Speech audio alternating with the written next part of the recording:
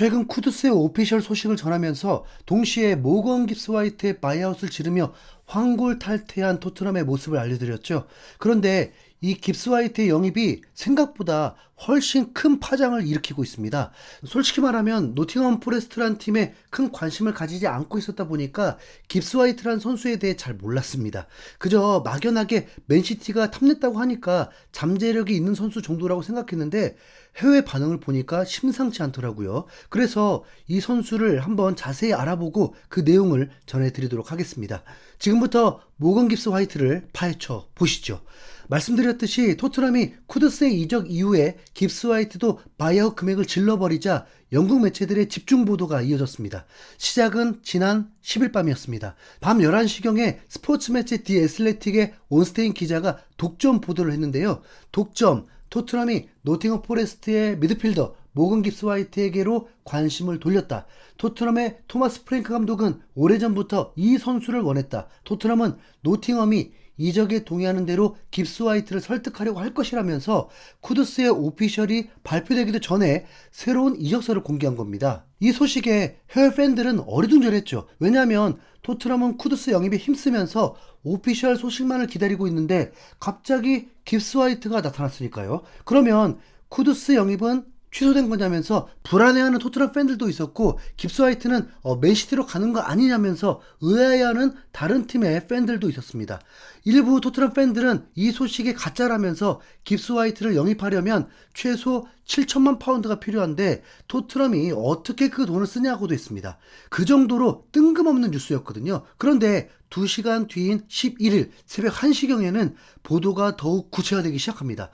모건 깁스 화이트의 계약서에는 6천만 파운드의 방출 조항이 있는 것으로 보인다. 토트넘은 깁스 화이트를 데려오기 위해 노력 중이다. 프랭크 감독은 브렌트포드 시절부터 깁스 화이트에게 관심이 있었다라면서 방출 조항까지 언급된 겁니다. 이때부터 분위기가 달라지기 시작하면서 로마노 기자도 끼어들면서 히어리고까지 외치게 됐습니다. 그 뒤로 방송사들의 보도도 이어졌고요. 이 얘기는 조금 이따가 다시 하도록 하고, 그럼 도대체 깁스 화이트가 어떤 선수냐, 지금부터는 그걸 설명해 드릴 겁니다.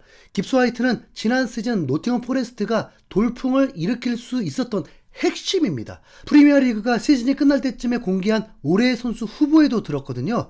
당시 깁스 화이트를 어떻게 소개했냐면, 잉글랜드 국적의 미드필더 깁스 화이트는 노팅엄 포레스트의 놀라운 시즌을 이끈 원동력이었다. 그는 6득점 8도움을 올렸고 50번의 찬스를 만들었다. 또한 깁스 화이트는 148번의 경합승리, 42번의 태클에 성공하면서 공수 양면에서 활약했다. 덕분에 노팅엄을 탑5와 경쟁하게 만들고 30년 만에 유럽 대항전에 진출시켰다라면서 엄청난 극찬을 퍼부었습니다. 깁스 화이트와 함께 후보로 오른 선수들이 리버풀의 살라와 반다이크, 뉴캐슬의 이삭, 아스날의 라이스, 브렌트포드의 은베모 같은 최상위권 선수들이었고요. 실제로 하이라이트 영상을 봤더니 엄청나게 속도감이 느껴지는 선수였습니다. 이 선에서 주로 활약했는데 최전방과 수비 지역을 연결하는 역할을 아주 탁월하게 잘 수행했습니다. 맨시티가 데브라이너의 대체자로 깁스 화이트를 노렸다는 얘기가 많은데 축구하는 모습은 데브라이너과는 아닙니다. 축구 도사처럼 여유롭게 필드를 장악하고 기가 막힌 스루패스를 찔러주는 마술사 같은 모습은 아니라는 뜻입니다. 하지만 공을 몰고 공격적으로 전진하고 스피드를 활용해서 돌파를 하는 모습은 꽤나 저돌적이라고 느꼈습니다. 아주 섬세하진 않지만 그래도 가끔씩 번뜩이는 발재간을 보여주기도 하고, 또 후방으로 뛰어들어가는 동료를 향해서 원터치로 넣어주는 패스도 좋았죠. 한마디로 정리하면 역습 축구를 할 때 속공을 이끌기에 적합한 선수입니다. 이건 메디슨과 다른 점이라고 해야겠죠. 메디슨은 본인도 인정했다시피 속공, 스피드를 따라가기에는 다소 느리거든요. 손흥민, 스펜스, 존슨 등 토트넘에는 스피드를 장기로 한 선수들이 많은데 메디슨은 그 속도를 맞춰주지 못합니다. 그러나 깁스 화이트는 메디슨과 다르게 역습 상황에서 같이 공을 몰고 전진하면서 속공을 지휘할 수 있는 스피드를 갖췄습니다. 한 해외 팬은 키 작은 전성기 델레알리라고 하더라고요. 쿠두스도 스피드가 꽤나 빠른데 손흥민, 쿠두스, 깁스 화이트가 마구 달리면서 미친 역습을 하는 장면이 상상되네요. 네. 콜루셉스키도 열심히 뛰는 건 맞는데 속도가 딸리는 건 메디슨보다 더하다고 볼 수 있죠. 10번 공격형 미드필더라고 본다면 속공을 할 때는 깁스 화이트가 좋아 보이고 지공을 할 때는 메디슨이 좀 낫다는 느낌입니다. 아니면 메디슨이 중앙으로 내려오고 콜루셉스키가 10번 자리에 설 수도 있고요.